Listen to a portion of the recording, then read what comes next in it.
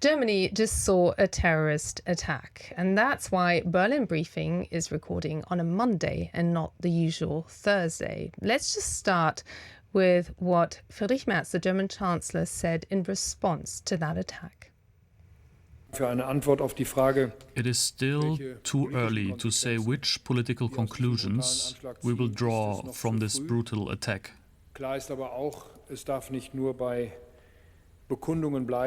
But it is clear that we can't stop at condemnation. We will have to respond with prudence and determination. And above all, answer the question, how can it be possible for a man classified this way, here in Berlin, to go unhindered to the area of the Christopher Street Day event on Saturday evening and carry out this attack? The goal of the attack was not chosen at random, nor was it an attack directed solely at the queer community. It was an attack on our freedom. An attack on the whole of German society. You just heard German Chancellor Friedrich Merz react to the Islamist terror attack that has shaken Berlin and Germany. When on Saturday, a 21-year-old extremist steered his rental van into the Berlin Pride gathering near the Brandenburg Gate, one woman, a Polish citizen, was killed and 29 people were injured. This attack is, first of all, a human tragedy. And it's raising a lot of questions for Chancellor Merz and his government. And that's why it's Berlin Briefing time early this week. Over the next half hour or so, we'll look at how it could happen that a listed Islamist offender who was under police surveillance was walking the streets of Berlin and was able to attack a peaceful crowd. And we assess the political fallout for the Chancellor and his conservative CDU party, both already suffering in the polls. With me here to do just that is Rebecca Schönenbach, an expert on Islamist networks who advises the government, and our very own chief political correspondent, Nina Haase. So great to have you here both. I want to start with you, Rebecca. You advise the Interior Ministry on all things extremism, particularly Islamist extremists. When you heard this news that there was this attack in Berlin, what were the first thoughts going through your mind? The first thought was on the victims. So I was afraid that more people would die, which is, I think, the human reaction that everybody had, especially since we already saw an attack on Breitscheidplatz in 2016. That was the Christmas market? On the Christmas market, where everybody was worried that it might have been their relatives, their friends attending the Christmas market. The same goes for the Pride parade in Berlin. It's a huge parade where a lot of young people take part, although they don't belong to the LGBT community, because it's a celebration of love. And that was the first thought and the first shock. And of course, as a professional, I was asking who it was, which motive, how many perpetrators, and so on. As an expert, were you surprised that something like this could happen? No, especially since homosexual and LGBT are one of the main goals of Islamists. So one of their main goals to attack, but also right-wing extremists and other sort of extremists, rising extremists like Catholic extremists in the US or evangelicals. So there were a range of possibilities of perpetrators. And when it became clear that it is an Islamist attacker, the first thought was he alone? Was it low-level terrorism, like we call it? Or was it an organized group who attacked the Pride Parade? As we're sitting here now, it appears that he may have been acting alone. It looks like the most likely outcome. He was shot dead when he was arrested. But there is, of course, also political fallout, Nina. Let's just take a look at the message we've heard from the government is that, yes, of course, we will assess what else we can do. But what is the accusations that the government is facing already right now? That came very quickly because there was not a lot of interpretation or searching. They knew fairly quickly the name of the person who is now dead, who committed this heinous attack, because he'd actually given his real name when he rented the van that he wanted. He also apparently left his phone in the car. So it was a very clear sign, hey, it's me. I want to do this. And then, so we very quickly heard from the authorities that this was indeed an attack and not just an incident, as we've heard in other similar situations.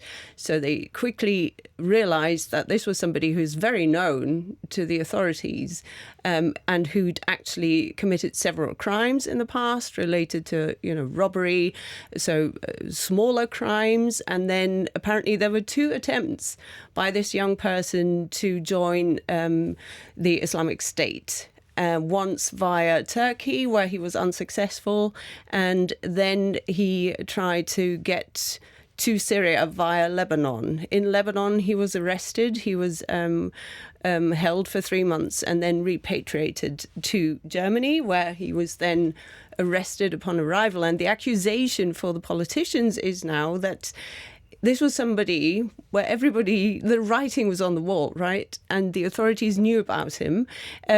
He also was very active on social media. And there was actually a court case against him earlier this year, where then he was let go on parole because they said, okay, we can't really prove it that he is about to commit something. So he was listed as somebody potentially about to commit a crime, but he was released on parole. The high judge apparently really made a mistake letting him go. Keeping him on the list was something where the authorities had the right to then monitor his whereabouts, but not enough. Quite obviously. You just said it, Rebecca, that this is something the CSD, the Pride in Berlin, is one of the most likely, events that somebody with extremist views would attack, because it goes against everything that they believe. Islamist ideology is completely the opposite of what we saw being celebrated here in Berlin. So that is definitely one of those accusations. If you knew him, if you knew what he was likely to do, why wasn't he stopped? Why was he let go on parole? And very few answers so far from the authorities here. A lot of questions. And here's the question that the Interior Minister, Alexander Dobrindt, who after all is in charge of overall security in Germany, had. Indeed, the question is currently being raised. How can a prison sentence be suspended, allowing for probation for someone identified as a security threat? This issue is also being examined in detail.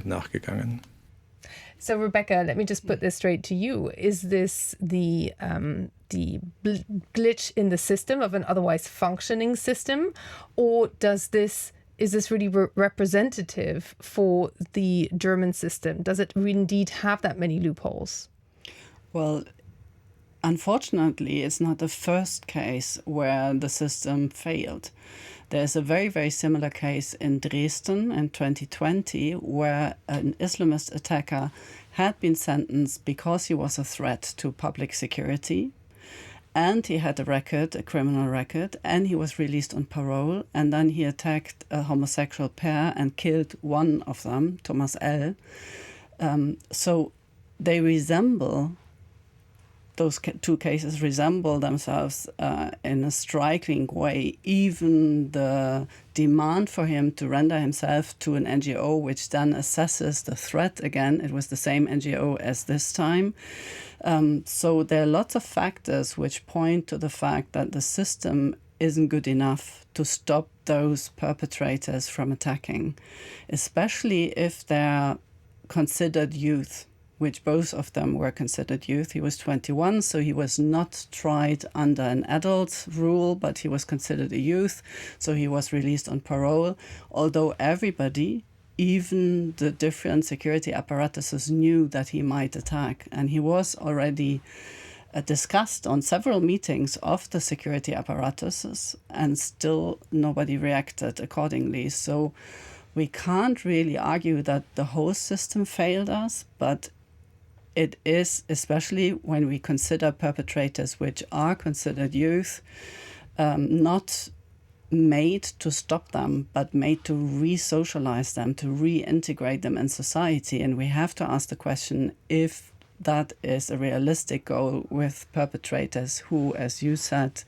clearly state the goal that they want to attack society. This also raises the question of, is Germany simply too naive when it faces the enemies of the way freedom is lived in this country? Yes, it is. We are not used to people who use every loophole they can.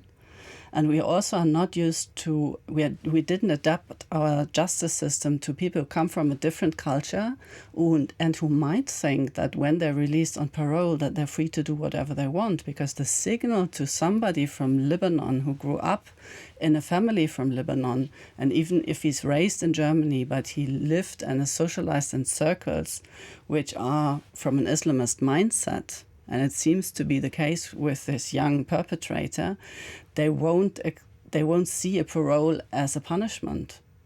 They will see it as the path to do whatever you want to do, especially if you have already perpetrated a grave crime, which he did. And still you're released and again talked to and again made aware of your grievances and asked if there's something we could do for you. Then of course they don't take us serious. They don't take the police serious. They don't take the justice system serious, and they don't respect our laws. Why should they? There's no consequences. So surely this is the advice that you must be giving the Interior Ministry. What's the response you're getting?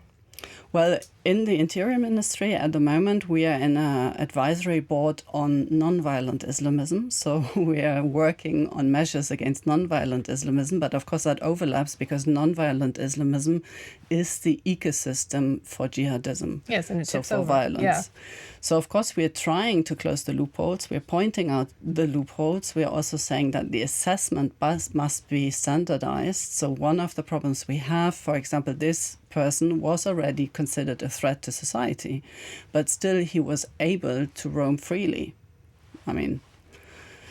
So we're trying to advise that there should be a standardized method to assess the threat, to really know if somebody is about to attack, and then there must be other measures to contain that person, because we can't protect all the goals. We can't protect everybody Islamists would attack, but we can change our way how to deal with perpetrators. So, for example, if it's for soccer, for football, then people who are violent and known as violent to the police, they can be ordered to stay at home during a football match.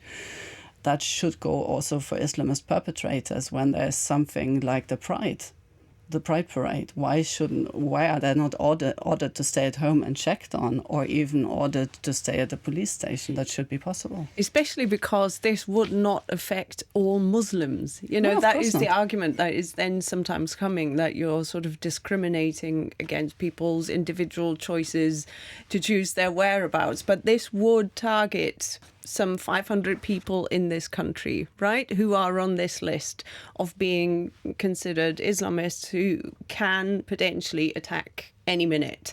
And it's a fairly limited number. I don't understand why that is not possible, why somebody like that is allowed to go so close to the Yeah, and the CSD. consequence would be that everybody else has to stay at home. If we can't secure public events, then public events cannot take place. And that is not a choice that we should make. If somebody is already considered a national threat, then of course that person loses the rights of every other person, including all Muslims living in Germany, which are of course not a threat. But somebody who is already assessed to be a threat and clearly expresses the desire to attack and clearly expresses an Islamist worldview or a right-wing worldview, then of course that person should be considered in a different way than anybody else. And this is still an open question on whether they just dropped the ball because there was surveillance taking place. These are details that are still being looked into. But politically, Nina, we're in an interesting position here in Germany. There's a so-called Grand Coalition government. It's led by Friedrich Merz's Conservative, CDU-CSU. The Interior Minister, who's overall in charge, is a Conservative, Alexander Dobrindt. And here in Berlin, which Berlin police basically is in charge, is also run by his Conservatives. For now. For now. We have elections coming up. We'll get to that in a second, what that means. So if not in this constellation, when else should it function? That's a rhetorical question. Yeah, exactly. But what kind of pressure does this put the Conservatives Absolutely. under? And how much does it undermine the credibility of the Social Democrats, who you look at much more closely than I do? Yeah. I mean, Friedrich Merz was one of the big messiahs for a lot of people in the Conservative Party, right? For years and years, when Angela Merkel was running this country, Friedrich Merz was sort of on the sidelines because she had made sure that he was nowhere near the government quarters here in Berlin. So he was watching from the sidelines, and lots of people said, can we please have Friedrich Merz, because then we'll have law and order, then we'll have a lot less of a woke kind of a society.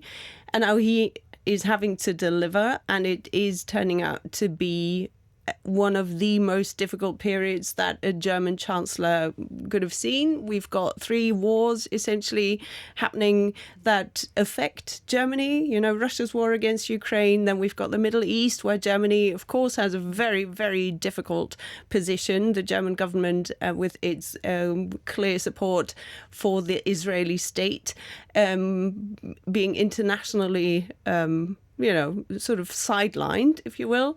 And then, of course, there's also Donald Trump and Benjamin Netanyahu's war against Iran that is affecting our energy prices, etc. So, yes, it is. And the economy was already flat. The economy was already difficult. Yeah. But then there's also no glory in prevention. So Alexander Dobrindt has toughened migration laws. He has implemented a lot of measures that, would have been unthinkable in the previous government that was led by the Social Democrats.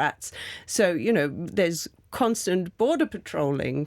We share borders with 9 countries, and actually under EU law this is supposed to be an exception, but no, they're still going on. And this is because the Conservatives have said we need to be in control of our borders. So this still does not prevent events like this from happening, because a lot of people are already here, who don't agree with what rules this country has given itself and the lifestyle. They've been lost. They were lost a long time ago. So this is where I think any political party obviously has difficulties. It's not all being decided in Berlin either. This is not a centralized system like you would see in France or in the UK even, where lots of things can be decided by the president. No, there's a lot of the issues that we're talking about, including the justice system, the education system, also the police. They're all being essentially steered by the 16 regions. So, yeah, people are realizing, okay, Friedrich Merz was a big hope for a lot of people, but you can't see him preventing events like this. And this, added to a terrible state the economy is in, is not giving him very good polls at the moment. Well, the interesting thing about this case is that the perpetrator was born and raised in Germany. And a German citizen. Yeah, he's a German citizen, and by any sense of definition, he's German. He has migratory roots. Timing, of course, is also essential. On the 6th of September, we will see Saxony-Anhalt go to the polls. That is the German state where we will increasingly likely see the far-right Alternative for Germany party actually manage to come to power. Now, I put this question to him on this Monday, as we were just a couple of hours before we started recording this, as Friedrich Merz was actually facing the press to talk about his new cabinet, which we will talk in the next edition of Berlin Briefing, because we had too much to talk about today. Talk about summer break, right? Yes, absolutely. And I asked him this question. Let's take a listen. Yes, Mr. Chancellor, right at the beginning you said that we now need to find out why this individual, classed as a security threat, was on the streets. Now you're on the defensive, and as a government have to prove that you can prevent this in the future. And with state elections approaching, is there a concrete action plan, or how are you deliberating on this? We are not on the defensive here. Rather, we are faced with the question that we must answer politically. Whether we need to amend federal law to address this, or whether the states need to take action, is an open question. I have asked the Interior Minister to examine this matter in light of last weekend's events and, if appropriate, to submit proposals to the Cabinet regarding potential amendments to the federal legislation. So, Rebecca, do you expect any new proposals to come out of this? Yes, I do, actually. That is maybe the only good thing that might come out of this, because the Minister of the Interior already announced a couple of changes. For example, the reversal of the burden of proof, fighting organized crime.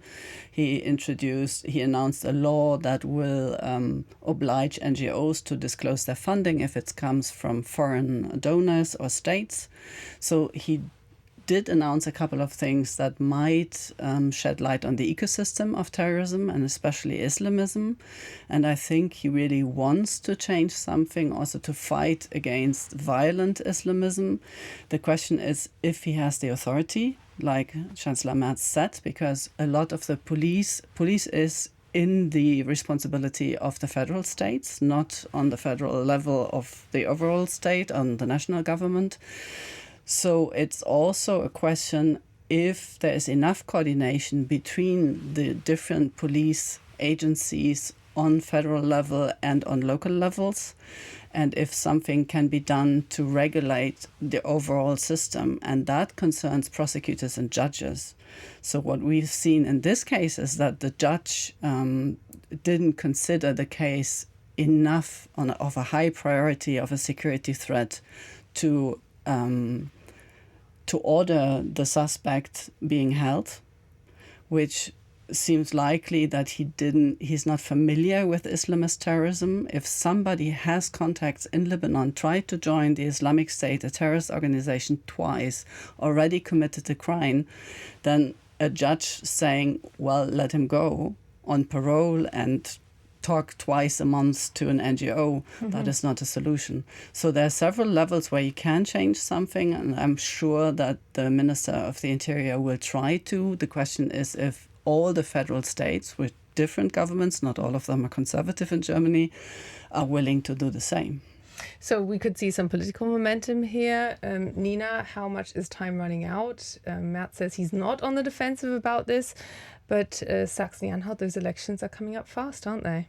Of course they are, and there is a lot of frustration within his own party. That's not it's not a secret that the Conservatives are really unhappy, and especially also those in the East who will in eastern regions where people are going to go to the polls, and this includes Berlin, where the Conservatives are polling terribly low by their own standards, and where people are saying, okay, look, you always say we are not going to collaborate with the far-right AfD. Friedrich Merz is very, very famous for, he doesn't use the term firewall as much these days, but he still believes in the concept that because this is a party that accepts the fact that there are extremist Nazis within their ranks, that this is something where he has drawn a line for himself. So, of course, he's going to be challenged from the bases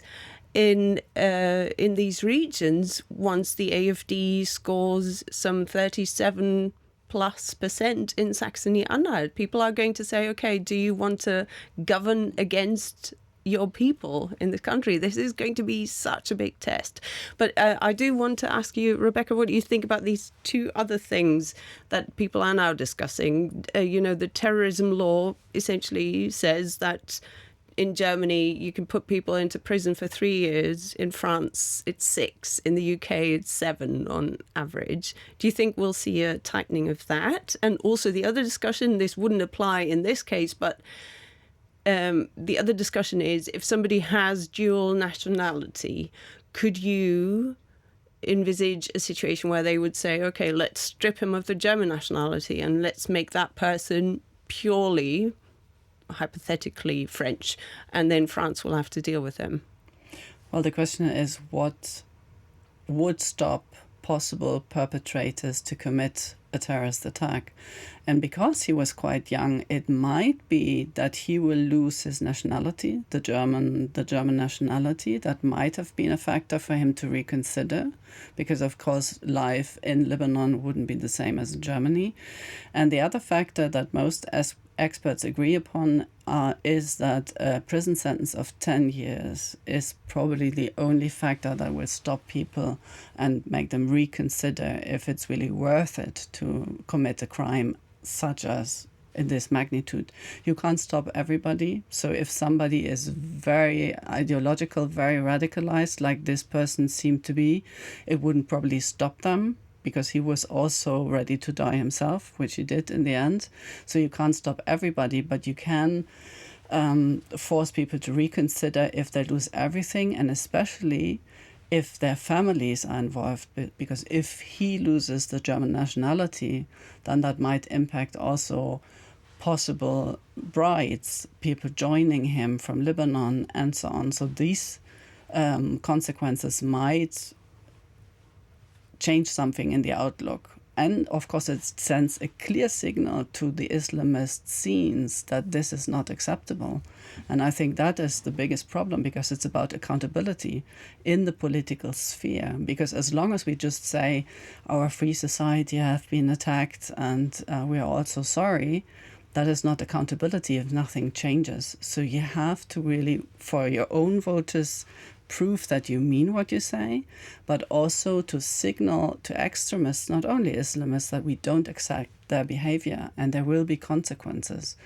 And deportations or the loss of the nationality are the sharpest consequences we can apply. But still, so we have to discuss it. But those judges would have to essentially pass their verdicts based on evidence that something could happen, or, how can you prove that yes, this person is about to commit this attack? Or would it then be simply would it be enough for somebody to travel to he Syria? Proved it. He proved it. He tried to join the Islamic State twice. Yeah, exactly. But it's not like they've got a form where you can sign, yes, I want to join the Islamic State. I mean, all I'm trying to say is that you're essentially pushing the responsibility to those individual judges again. Even if you give them a big toolkit, their lawyers will be definitely trying to disprove and say, look, he was just visiting family in Lebanon. So, just this thought that, yes, we give the judges a bigger toolkit, they will have to want to use it as well and make mistakes. Of course, that is always a danger, but the first step would be to allow them to apply different range of punishments, let's say. Then there's, of course, the discussion, which will have repercussions in Islamist scenes, for example, in the milieu which I'm observing, because I'm specialized on the financing of terrorism. The discussion of banning an organization already brings the organization to leave the country most of the time. So there are consequences. If you announce consequences, then Islamists react to that. And of course, there is the discussion which we have to have on giving the nationality to somebody. In this case, the guy was growing up here, so of course he had the right to become a German, and he was, as you said, a German. He's radicalized here. Although his father still lives in Lebanon and they had daily contact, and the father underlined that he's a Shiite and so on. So there might be some external influences. But for the newcomers, for example, 200,000 Syrians got the German nationality in 2025. Not all of them are fervent Democrats. So we have to introduce the possibility to take that back, to really make it conditional on abiding to our laws. And if somebody doesn't do it, we have to discuss the consequences. There have been cases in the UK where the highest court said it's not possible that you strip the perpetrator or somebody who joined the Islamic State of the nationality, especially if the person becomes stateless. But if it's that's dual national, illegal under international law. Exactly. So of course there are limits, and there should be limits, because as you said, you can't just accuse somebody you're a terrorist. You have to prove it, and that should absolutely stay the case. You can't just go around accusing people, because then of course you open the door to accusing all Muslims. That shouldn't be the case. But if somebody proved already twice that he wants to join a terrorist organization, then the question is answered if he abides by our laws. And then the question is if he has the right to be a national in our view. Or maybe he already forfeited that right, because he clearly stated that he doesn't want to be a German under the German law. I just want to draw to a close by making one observation, because Nina, actually, I thought it was rather striking that there was very little or not a very aggressive reaction coming from the far-right Alternative for Germany, which said this was a complete security failure, but neither their leadership nor the top candidate in the next state going to the polls really went into this. They factually stated what had happened and criticized the government. That's it. Do they need to? Exactly. That's the question I was going to ask you, another rhetorical question. But what do you expect of the next couple of weeks? Because one of the, will this become yet another migration debate, because you can pick and choose, of the fact that this actually was a German with migratory roots, and that the AfD wants to keep that narrative going, that there are different levels of Germanness, even if you are a German citizen. What's your expectation of the next couple of weeks there? For the AfD? Mm-hmm. I think they don't really talk about migration anymore because they don't have to. You know, they have, with their voter base, reached a point where people now believe them that the current governing parties are useless and that somebody else should get a chance. So they don't need to convince them anymore, which is why they're sort of staying back. Almost like they're saying, see, we told you so. That's all they need to do. And which is why I think they'll be stressing the local aspects a lot more, the AfD, because they are very present when you travel the country and when you see, you know, the other democratically elected parties. There are not nearly as many campaign posters up like in rural areas as you see from the AfD, because, you know, they've understood they need to show their local presence. They don't put the radical people on the stages there in the villages where people are going to go to the polls. And then, you know, an SPD person comes along once every 4 weeks or so and everybody goes, who are you? Whereas the AfD candidate has been living next door to them and, you know, has been telling them, look, we don't really want to hear anything about what's happening in Berlin anyway. This doesn't concern us as much. So they're definitely going to hit home that idea, you know, Berlin's far away. They're talking amongst themselves. They're talking about who's going to get which position. And all of this means that they're distracted and they don't look after you, look at where we could be heading if they continue down this path. Rebecca, I want to give you the last word. What's your biggest hope and your biggest concern? What could come out of this politically?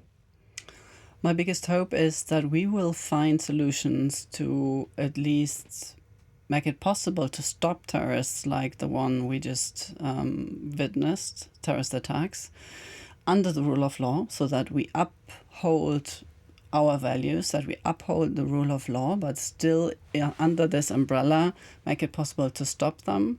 My biggest fear is that the Islamists manage to shake the trust in our system so deeply that people might turn to right-wing parties or left-wing parties, because we do have on the far left parties that have play the same tune, let's say, like the right-wing parties of security and so on. Those two poles. And I hope that we will use the chance to strengthen the rule of law. And we'll keep you up to date on what actually happens on this politically, but also in the security context. Rebecca, thank you so much. Thank you so much, Nina, as always. That was your special edition, actually, of Berlin Briefing on the political fallout also of that terrorist attack that has so shaken the German capital and Germany as a whole. If you want us to explore any particular detail, if you want to throw us some particular questions, please do all of that. We'll pick that up in the editions to come. And for today, thanks for listening. Thanks for watching.